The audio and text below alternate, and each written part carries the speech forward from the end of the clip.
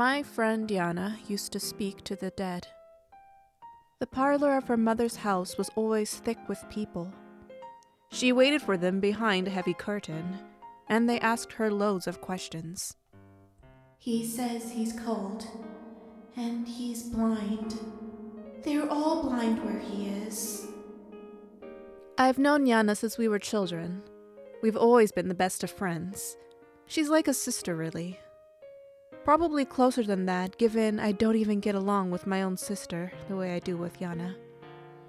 We just have more in common.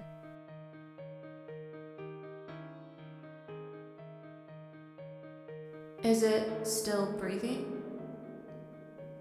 No. Look, something's been eating at it. Poor creature is long gone. There were always sounds at Jana's readings. Wailing, howling. The room shook. Mad screeching came from the shadows. And Jana's eyes would roll in the back of her head, until only a bright wet white showed. Sometimes Jana herself convulsed. In the voice of a missing child, she'd say, He drowned me beneath the weeping willow tree. Or she would shriek about hellfire, licking her skin into strips, carving her up with 1,000 burning tongues. I admit, at the time, we thought it was a splendid diversion. Because I was what waited within the walls of Jana's mother's house. No ghosts, no spirits, no demons. Are you there, O visitors? O otherworldly things? O creatures of the faraway darkness? Me, who would scratch and kick when I heard my cue. Me, who would shake the plates from the wall. I knew it was childish. We both did, I think.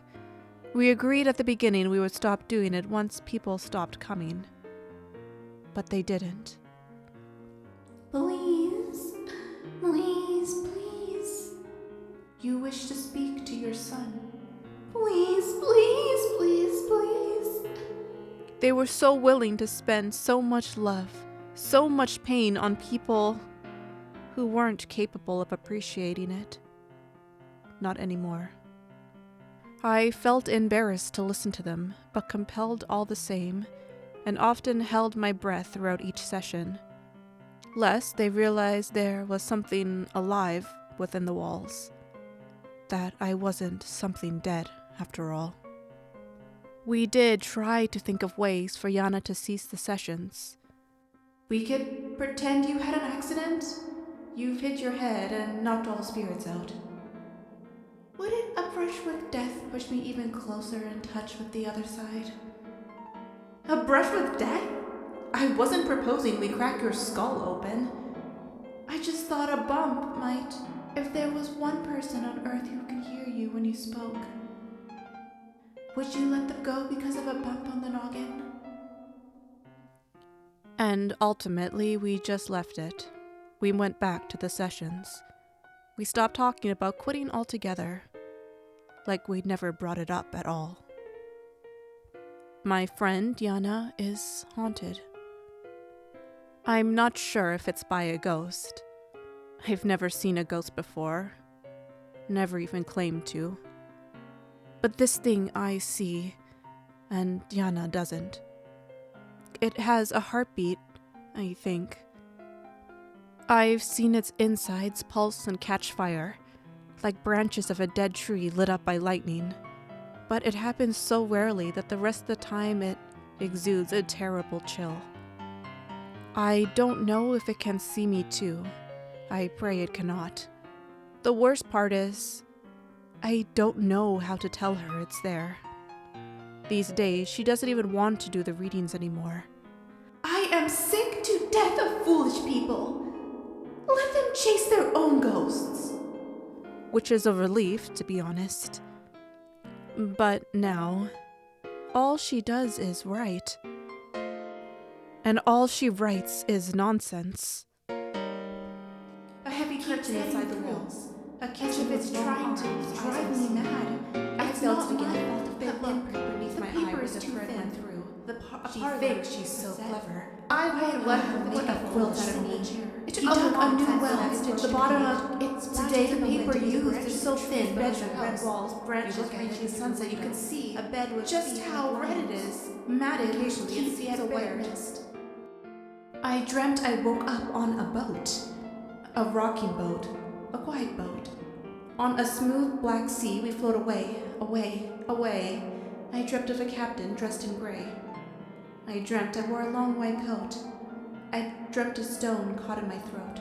I dreamt I choked and choked and choked. I dreamt my legs were long and pale, made of smoke. I choked, and when I woke, I wrote and wrote, as though it all might float away. I can't help but to picture it in her room, as she dreams these dreams she writes of. How she sleeps unaware it's even there, looming over her.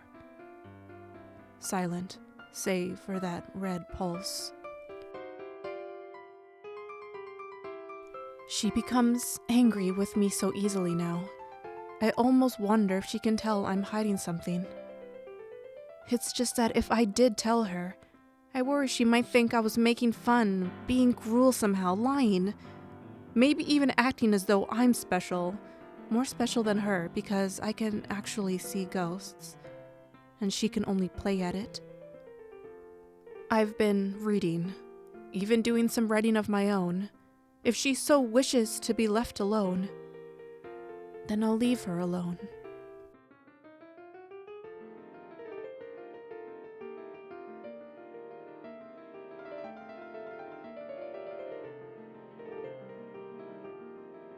Yvonne, Jana's at the window. She's asking for you.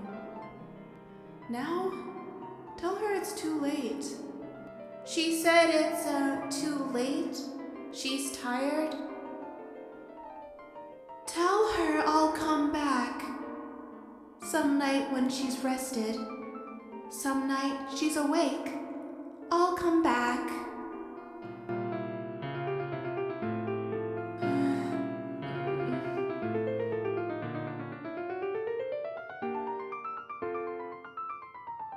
Huh?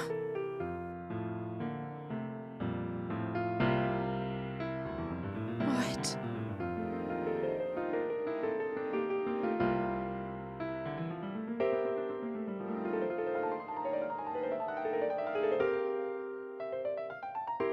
Jana?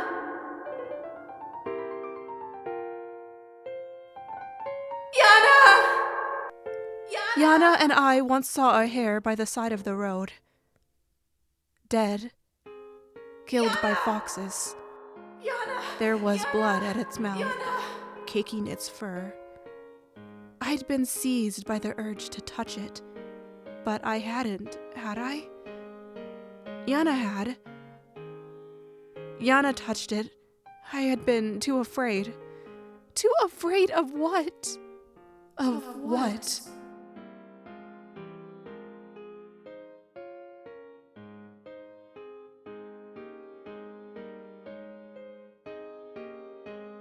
Jana! Jana! Jana! Jana! Everyone's upset she's missing, of course. Yvonne? I can't help but wonder. Would they still want to find her if they knew how long she had fooled them? Yvonne? I'd never tell, obviously. Wherever she's gone. Yvonne! What? What is it? She's still my friend.